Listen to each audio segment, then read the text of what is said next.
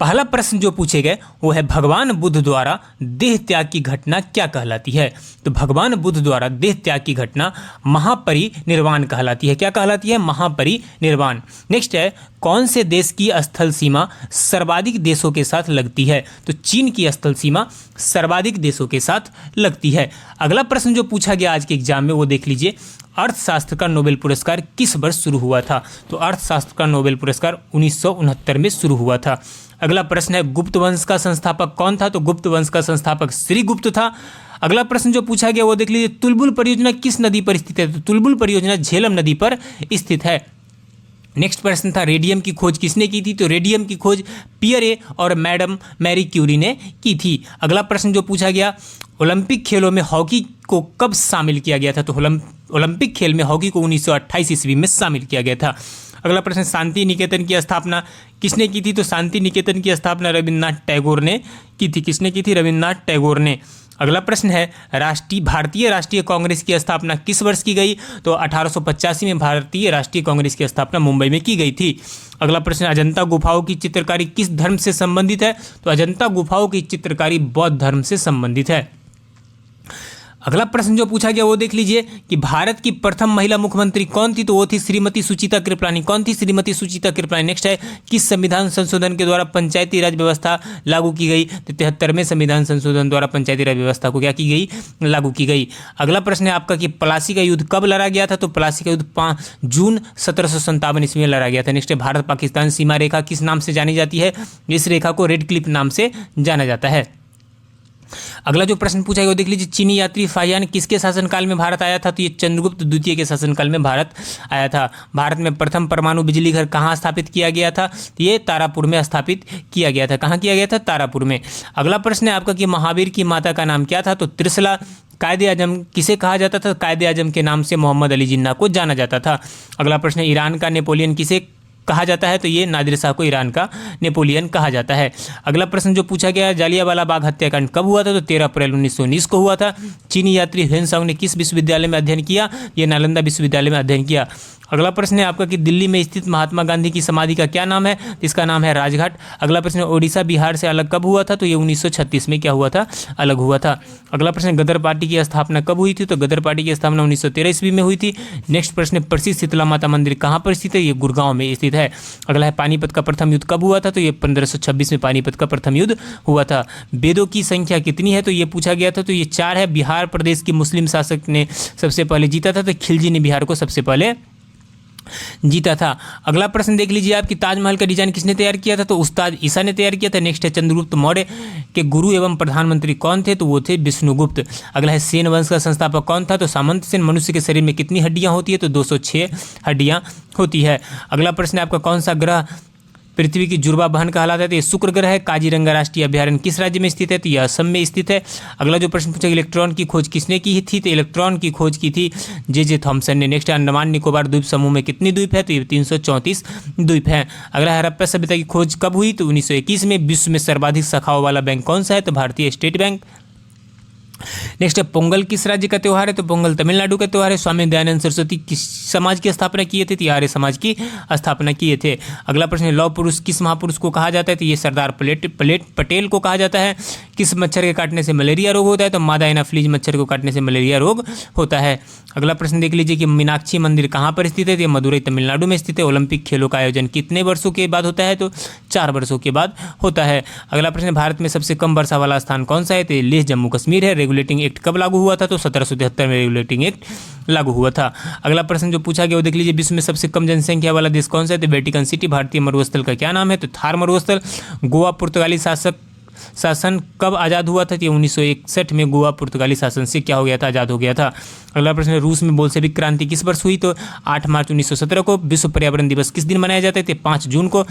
CPU का पूरा नाम क्या है। तो सेंट्रल प्रोसेसिंग यूनिट। क्या नाम है। Central processing unit. ये पूछा गया है। भारत में प्रथम वायसराय कौन था। तो ये लॉर्ड कैनिंग। अमेरिका की खोज किसने की थी। तो कोलंबस ने की थी। अगला प्रश्न जो पूछा गया वो देख लीजिए बुद्ध का जन्म कब हुआ, कहाँ हुआ था। तो ये लुम्बिनी नेपाल में हुआ था। सबसे लंबा राष्ट्रीय राजमार्ग कौन सा है। NH7 है। चंद्रगुप्त मौर्य का साम्राज्य कितने प्रांतों में बटा हुआ था। तो 4 प्रांतों में बटा हुआ था। मानव शरीर की सबसे बड़ी ग्रंथि कौन सी है। तो ये यकृत है। भारत में सबसे पहली फिल्म कौन सी है? तो राजा हरिश्चंद्र। क्षेत्रफल की दृष्टि से भारत का सबसे छोटा राज्य कौन सा है? तो सबसे छोटा राज्य है आपका गोवा। ओलंपिक खेलों में हॉकी को कब शामिल किया गया? 1928 में। अगला प्रश्न देख लीजिए, भारत का संविधान बनने में कितना समय लगा था? तो ये काफ़ी सिंपल प्रश्न पूछा गया, 2 साल 11 महीना 18 दिन। अगला प्रश्न है,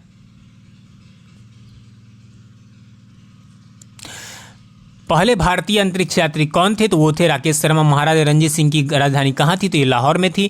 अगला प्रश्न देख लीजिए, गोबर गैस में मुख्य रूप से कौन सी गैस पाई जाती है? तो मीथेन गैस पाई जाती है। टीपू सुल्तान की राजधानी का क्या नाम था? तो श्रीरंगपट्टनम। क्या नाम था? श्रीरंगपट्टनम। पंजाब केसरी की किसे कहा जाता है? तो लाला लाजपत राय को। विश्व व्यापार संगठन का मुख्यालय कहाँ पर है? तो जेनेवा में है। कहाँ पर है? जेनेवा में।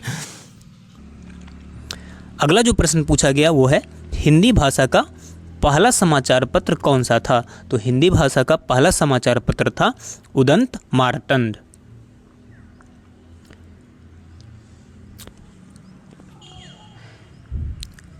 सबसे पहले हम पहले शिफ्ट के प्रश्न देखते हैं।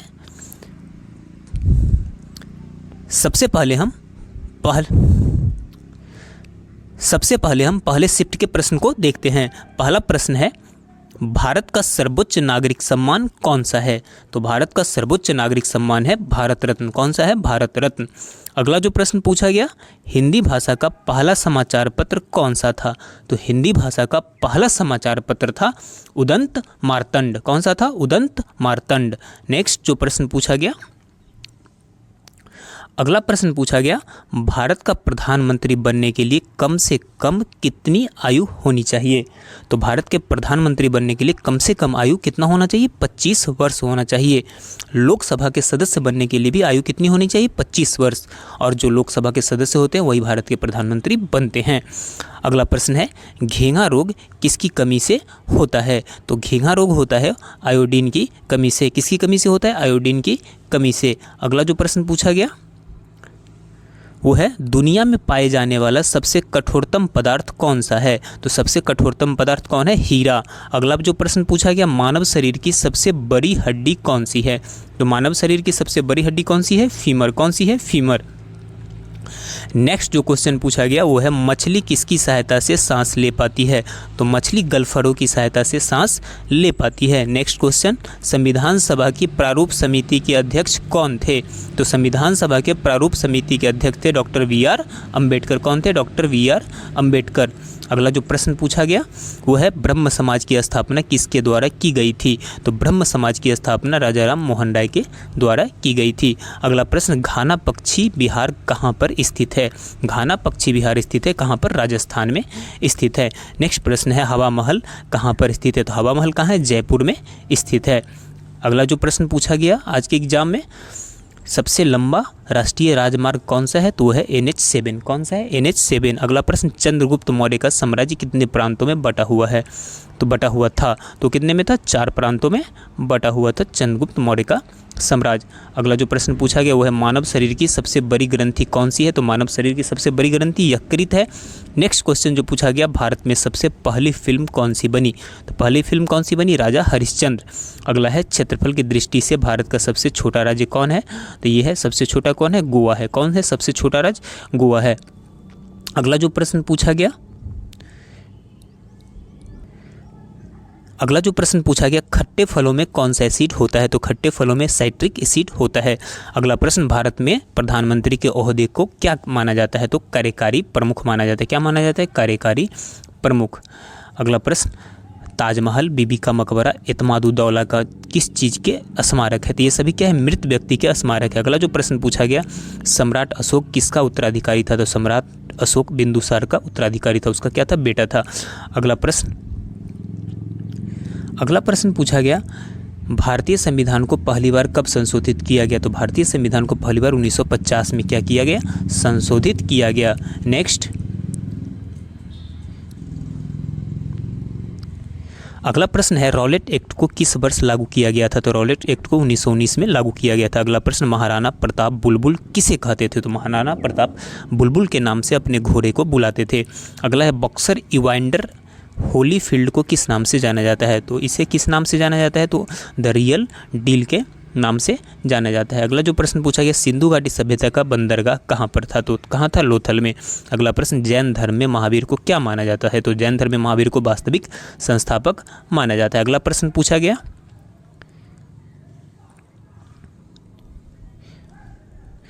मगध के उत्थान के लिए निम्न में से कौन सा शासक उत्तरदायी था, तो सबसे पहले कौन सा था, बिंदुसार उत्तरदायी था। अगला प्रश्न, भारत में प्रोफेशनल 2020 लीग को क्या नाम है, तो इसका किस नाम से जाना जाता है, हर साल होता है, IPL के नाम से जाना जाता है। अगला प्रश्न,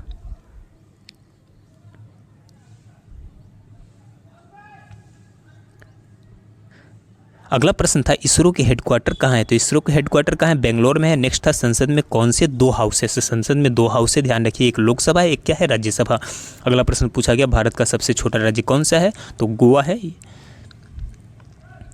अगला प्रश्न था, रामायण के लेखक कौन है, तो रामायण के लेखक कौन है, वाल्मीकि। अगला था, भारत में ब्लू सिटी के नाम से किस शहर को जाना जाता है, तो जोधपुर को जाना जाता है।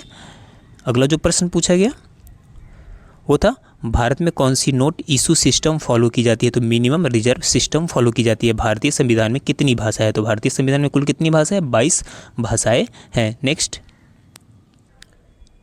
अगला प्रश्न था, मिल्खा सिंह को क्या कहा जाता है, तो मिल्खा सिंह को फ्लाइंग चीफ ऑफ इंडिया कहा जाता है। अगला प्रश्न था, भारत का सबसे बड़ा राज्य कौन सा था है, तो सबसे बड़ा कौन है, राजस्थान है। कौन है, राजस्थान।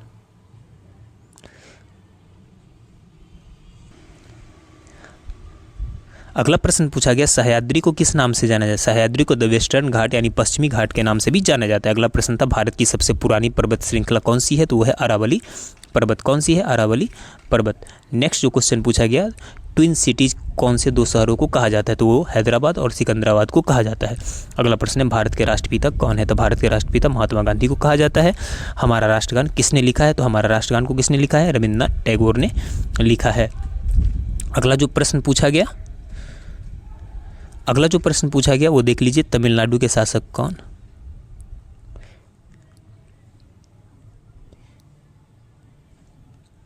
अगला जो प्रश्न पूछा गया, फेसबुक के संस्थापक कौन है, तो वो मार्क जुकरबर्ग है। कौन है, मार्क जुकरबर्ग। अगला प्रश्न था, भारत में पहला फ़ोन कब लॉन्च किया गया, तो 1995 में। लिवरेज ईडू के संस्थापक कौन है, तो वो है अक्षय चतुर्वेदी। कौन है, अक्षय चतुर्वेदी। अगला प्रश्न था, CA का फुल फॉर्म क्या होता है, तो चार्टर्ड अकाउंटेंट होता है। भारत में लाइसेंस प्राप्त करने की आयु क्या है, भारत में लाइसेंस प्राप्त करने की आयु क्या है, 18 वर्ष है। इसके अलावा जो हिंदी के कुछ प्रश्न पूछे गए, महत्वपूर्ण प्रश्न, वो देख लीजिए आप, यहाँ पे देख लीजिए आप, हिंदी के जो कुछ प्रश्न पूछे वो किस किस से आया है, तो वाक्य संबंधी अशुद्धियाँ, अलंकार, मुहावरा, लोकोक्तियाँ, तो ये मुहावरा वगैरह देख के जाइएगा आप।